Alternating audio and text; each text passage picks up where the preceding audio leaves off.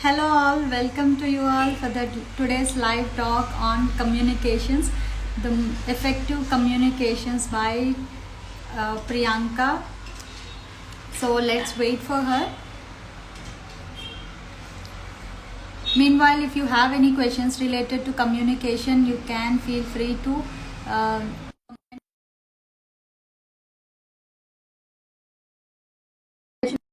you guys can address all these queries.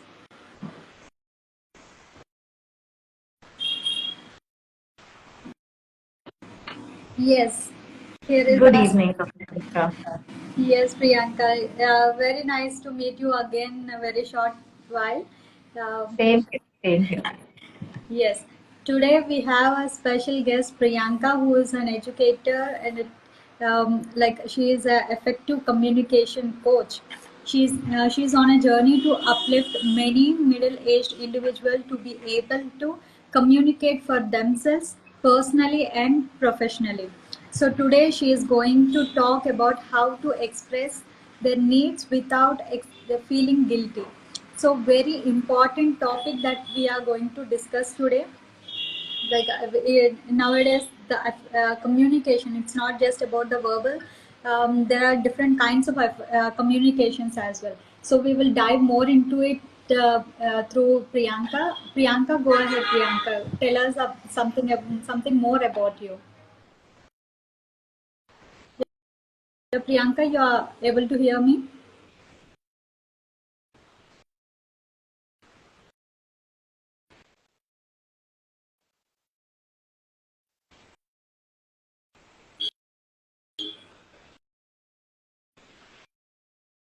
I think we lost the connection.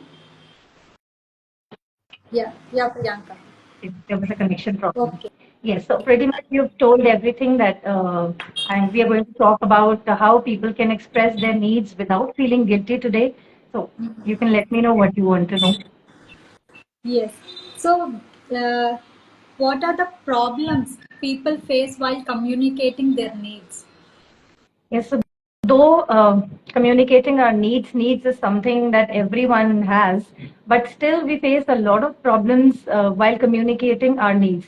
And surprisingly, these needs we have to communicate these needs to our near and dear ones only. It would be family or it would be your close acquaintances in office. But still, we are very hesitant as to how telling our needs, expressing our needs. The major problems I think that people face are fear of rejection.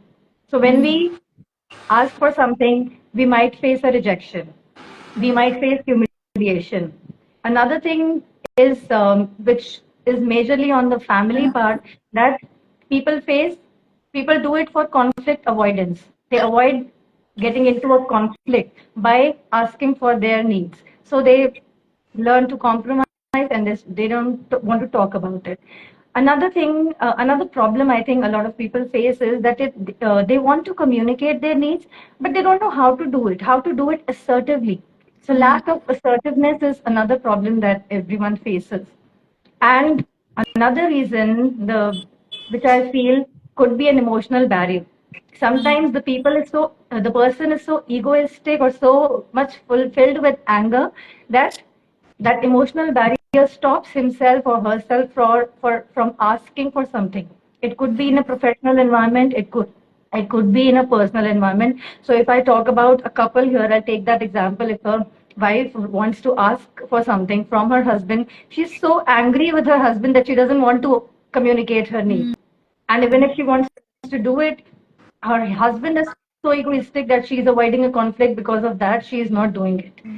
Maybe she doesn't know how to communicate her need assertively. It could be that she expresses in such a way where the other person feels that it's okay even if I don't give it to her. She's not assertive enough to ask for it. So these are some of the common problems that people face in expressing their needs. So, see, but that's not the end of the story. We have needs and we are not able to communicate it. We end up having a frustration or something more, other problems will become. So, how to overcome this? How to overcome to be effectively communicate? Very rightly, you said that we can only stop asking for our needs for a certain time, but ultimately it is going to create a frustration. So you need to do it. You have to do it.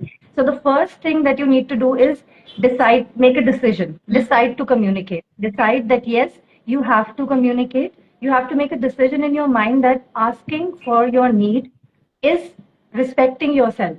So you need to respect yourself.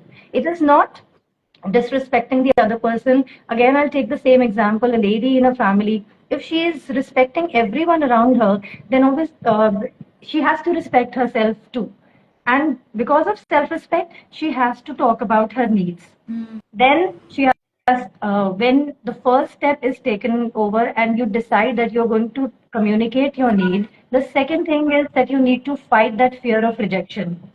In your mind, you need to tell yourself that you, by asking for your need, you are respecting yourself and you need that thing.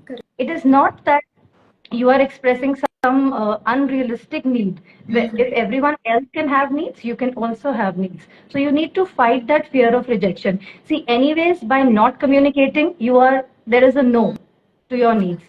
But by communicating, you have two chances. There can be a yes, there can be a no. So why not go ahead for it?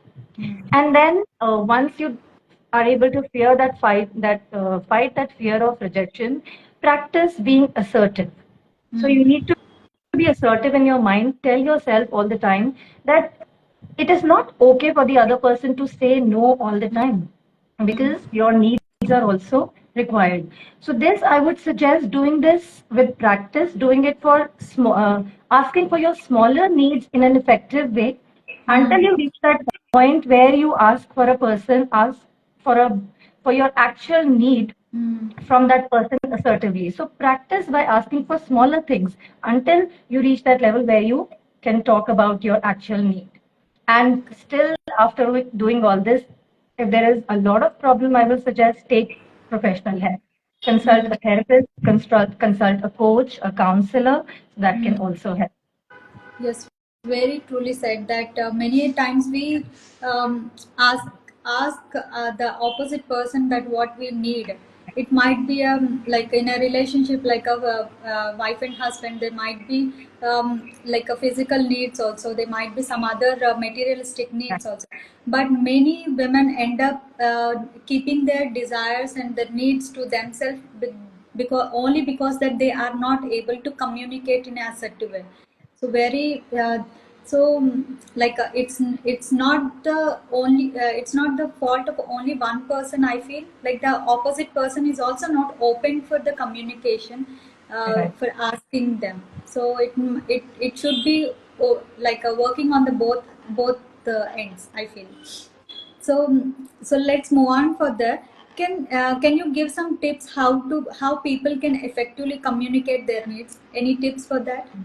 Yes, sure. So, very rightly you said that. And another thing that just came to my mind, as you said that the other person, as we are discussing, that the other person might be egoistic or full of anger. Maybe it is just in the mind. So, taking the same example that we are discussing, maybe a lady doesn't want to communicate her needs to anyone else in the family, maybe husband or mother-in-law, or even her child, a teenager, thinking that the other person might react in a negative way. But at least if you try practice after practicing assertiveness for a while, maybe it was just in your mind. You will realize, you will discover that it was just in your mind, and the other person understands you. So you need to make a decision. That is very important. You need to go ahead and communicate. And when you communicate, first thing that I will say is very important. We have already discussed. Tell yourself that it is important and it is not an undue need that you are asking for. You are respecting yourself by asking for your need. Whenever you're talking, uh, start your conversation, use I statements.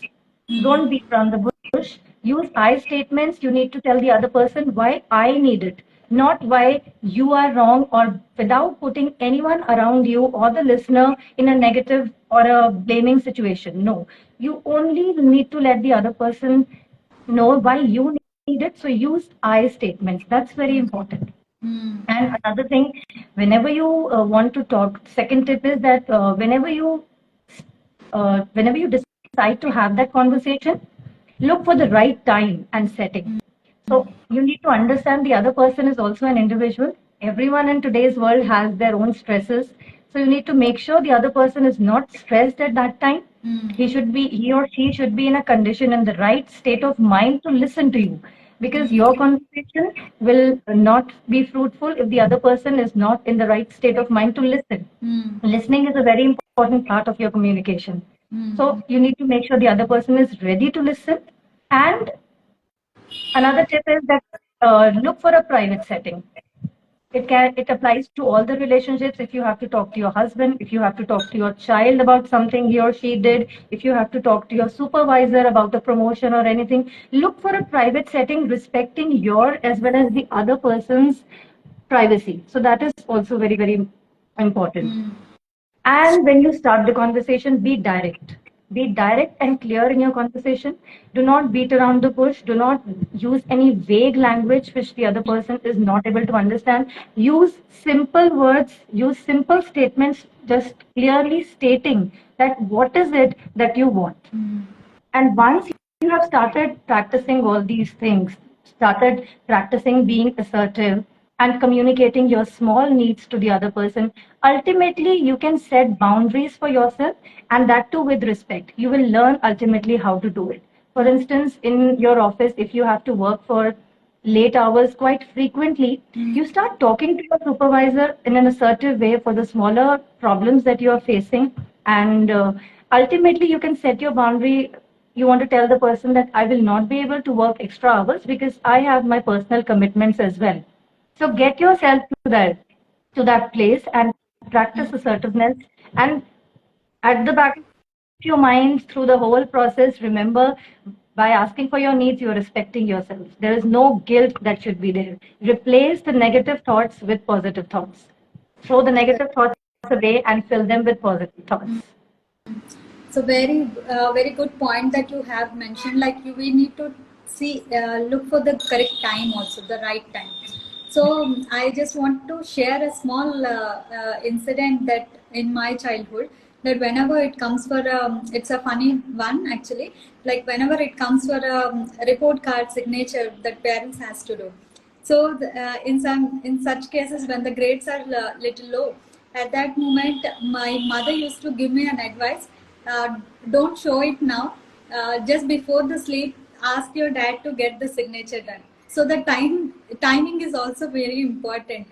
Very important. So at that time, before the sleep, no one is ready to scold or are not in a serious mood actually. So that's how I just remembered when you mentioned about the time actually, and even the privacy. About the examples that you have mentioned, talking with our supervisor or a manager, we need to take up privacy, considering both the person's privacy actually, not to make it as the whole talk of the town, but what the need they want that to be turned to a that should be worked. The communication should work. So we need to. These are the very good tips that you have given. Exactly, that is very, very important. So, if we talk about a family, sometimes it happens that you communicate, sometimes a husband communicates something to the wife in front of the mother in law, or sometimes it happens that the person taking the feedback will be okay with the feedback, but will not be okay with the feedback being given in front of anyone else. In many situations, this happens. You will find yourself in the same situation, and once you introspect on this, you will be able to understand that whether you are a victim of this or you are probably doing this with someone else. Very Feedback correct. loses all its authenticity when you do it in front of anyone else. Very true. This point is something like mostly they say like it's not because our fault, but when someone is scolding us or communicating in a negative way, like verbally scolding or giving us a lesson there, if someone else is hearing from the back, we are more concerned about the person who is at the back behind us, not the what actually happened. So that's how the privacy is something very important in such situations. And Priyanka, I want to know that if we might be in two situations. One, to communicate a need that we want, and we will be in a opposite situation also. Someone want to communicate to us when they have some needs.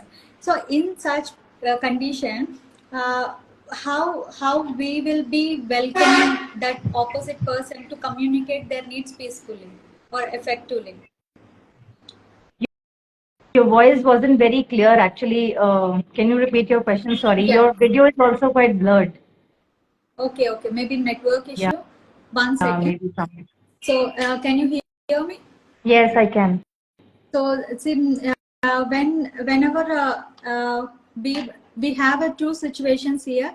When I want to communicate something to my husband, so that's how this is something like I have some need and I want to communicate with them. Okay, that you have explained everything clearly. But now, if I am if now my husband want to communicate to me, so I'm in a position that I need to receive Right. that information clearly and communicate well. How a person will know that this person is open for the communication? How our body language should be then? Yes. So as you mentioned, body language, in this case, non-verbal communication comes in picture. There are many Hmm. types of communications. In this case, you need to be cautious, regularly cautious, continuously of your husband's body language, Hmm. of his non-verbal communication, Hmm. which will give you ideas that yes, there is something that is bothering him, and there is Hmm. something that he needs to communicate about. It Hmm. could be, so this would be different in every case. For instance, your husband, he likes to talk to you a lot, and some days you will notice that he's not talking too much. At Correct. sometimes it can be with your child also. Your child is not very talkative. Generally, children these days are not very expressive. So Hmm. for 2 or 3 days, you notice that your child is being very expressive, coming to you, hugging you, and wants to spend time with you, but is not speaking anything, Hmm. is not verbally communicating anything. So you need to get that person into the comfort zone. Hmm. In this case, you need to make sure that the other person gets into the comfort zone, and then you go on asking that what you're behaving in a different way. So what is it? Is there anything you want to talk to me about? Very good Non-verbal point that you have mentioned. communication. You Yes. need to read the Hmm. non-verbal communication in this We, case. yes. So, children mostly, like the younger children, they might come and tell us openly that something happened, they fell down, or they what are the basic needs like food or water they need, any materialistic things that they need, or else they are not feeling well, or they are missing us. At that situation, also they'll come and hug us and they want to be with us without Right. talking anything. So these are Right. all simple signs that we can understand. But when it comes to adults, mostly they don't express. Mostly They they don't. don't express these all things. In such condition, in such situation, I would recommend like coaches like you who provide such services and all to the public for the to communicate effectively about their needs and all. And you have mentioned it very clearly that without feeling guilt. So this is which is very important actually. So tell us more about your services which you provide to the public, Priyanka. So if anybody wants help in communication, I can provide them with a one-to-one session. And if you go to my bio in Instagram as well as on Facebook, you will be finding forms there. You can fill up the form to become part of the WhatsApp community as well as the Facebook Oh, community, and we can connect there. okay. Once they take the one-on-one sessions and all, they will get a more clarity on how they can And communicate even better. right, and even I need to get a clarity on what problem exactly they are facing. Then only we can start their journey. Yes, very correct.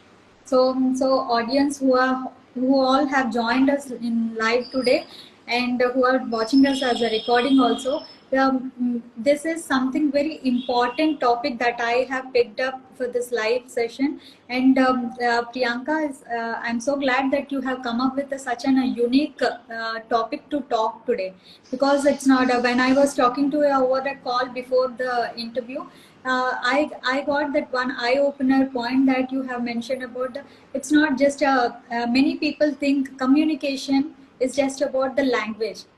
English or Right. Hindi that we wanted to talk, only just talking in front of a crowd or in front of a giving some presentation or something. But the main thing that starts at home, at our place, is what the basic necessities and the basic needs that we need to open up, get the courage to communicate and get it done. That is very important point. That's why I have thought like I need to get this live as soon as possible to the audience.